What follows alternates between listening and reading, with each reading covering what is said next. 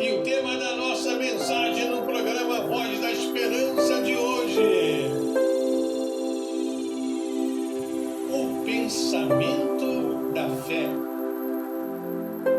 Querido ouvinte, eu quero conversar com você hoje sobre o pensamento da fé.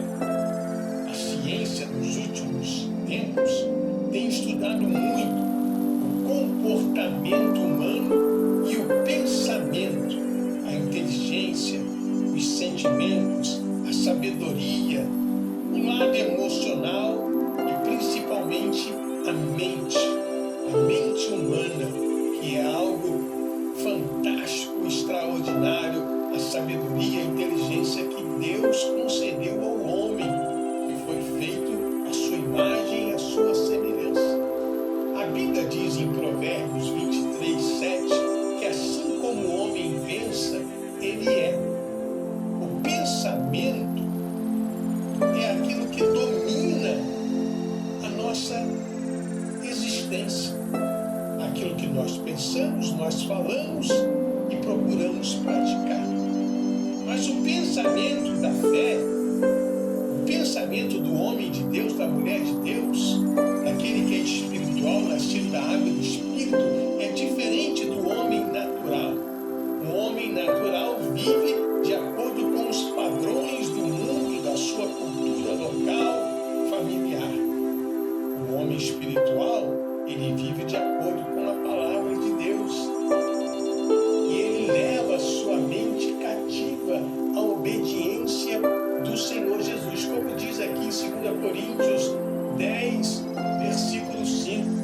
Destruindo os conselhos e toda altivez que se levanta contra o conhecimento de Deus, levando cativo todo entendimento à obediência de Cristo. A gente leva a nossa mente à obediência de Cristo através da palavra. A mente cativa à obediência de Cristo é aquela que vai destruir as fortalezas. E essas fortalezas são as artimanhas do inimigo, a cultura do mundo, a economia do mundo, a religiosidade do mundo, a filosofia do mundo, o pensamento do mundo é maligno, é carnal. Eu e você temos que levar então a nossa mente cativa à obediência de Cristo, compreender o seu propósito, estudar e meditar a sua palavra, ler bastante a sua palavra, para que o Espírito Santo tenha ferramentas dentro do nosso ser e nos capacite a levar a mente cativa à obediência do Senhor Jesus. E como Paulo fala em Romanos 12:2, essa mente cativa a Cristo é a mente renovada pelo Espírito. Paulo diz em Romanos 12:2, um texto que você conhece muito, ele diz assim, que não devemos estar conformados com esse mundo, mas temos que ser transformados pela renovação do nosso entendimento. Aí nós vamos experimentar a vontade do Senhor, que é boa, agradável e perfeita. Se você olha uma laranja bonita, o seu pensamento logo leva você a entender que aquela laranja é boa, mas você só vai saber ao experimentar. Ela pode ter uma aparência bonita, mas pode estar azeda. Então é preciso experimentar a vontade de Deus. Eu preciso experimentar e entender que a vontade de Deus na minha e na sua vida é boa, é agradável, é perfeita. Deus tem um plano perfeito em nossas vidas. Então eu devo ocupar a minha mente com as coisas do alto. Olha o que Paulo diz em Filipenses 4:8. Quanto ao mais, irmãos, tudo que é verdadeiro, tudo que é honesto, tudo que é justo, tudo que é puro, tudo que é amável, tudo que é de boa fama, se há alguma virtude, se há alguma coisa, algum louvor, nisto pensar. Eu tenho que pensar nas coisas do alto.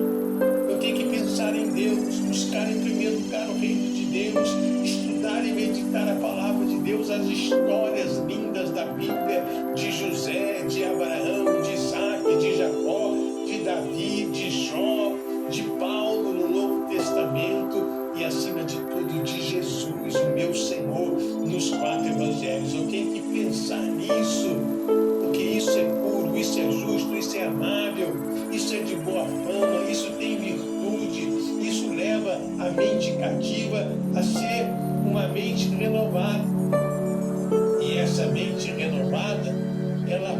ser também a mente de Cristo.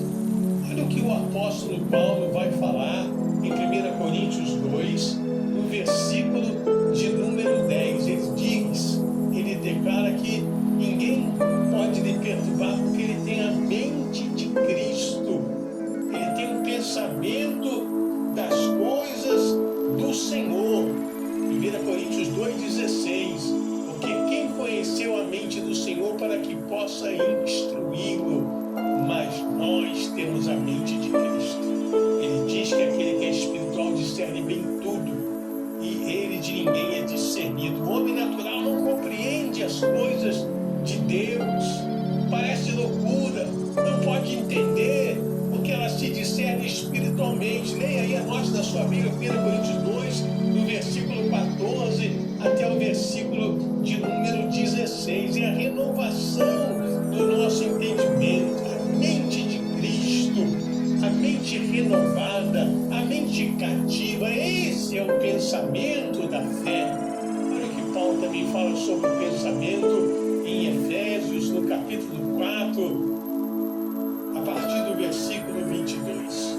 Quanto ao trato passado, vos despojeis do velho homem, que se corrompe pelas concupiscências do engano, desejos enganosos, e vos renoveis no espírito da nossa mente, e vos revistai do novo homem, que segundo Deus é criado em verdade, justiça e santidade. A renovação do entendimento, lançar fora o velho homem, a natureza caída, o pensamento humano. Aí o Espírito de Deus vai trazer até nós o pensamento da fé.